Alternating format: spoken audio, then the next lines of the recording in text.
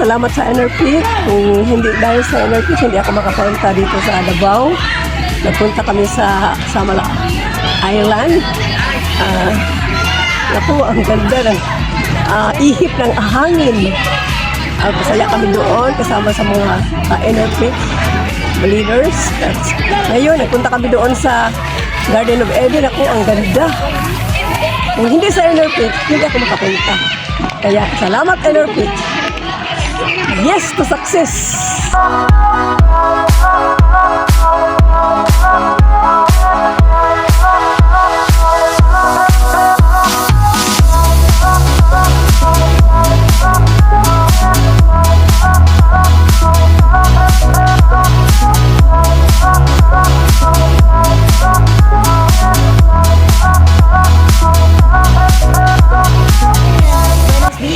Mga taga Zamboanga, andito ako ngayon sa Davao dahil sa NRP, nagkaroon kami, pumunta kami sa Samal Island, nag-video okay, may pagkain, Garden of Eden, at ngayon nandito kami sa People's Park ng Davao City, o diba? Sa NRP lang yan, may libreng pa-fritor, meron tayong mga sa food, ayan, talagang busog, nawala ang diet ng bawat isa.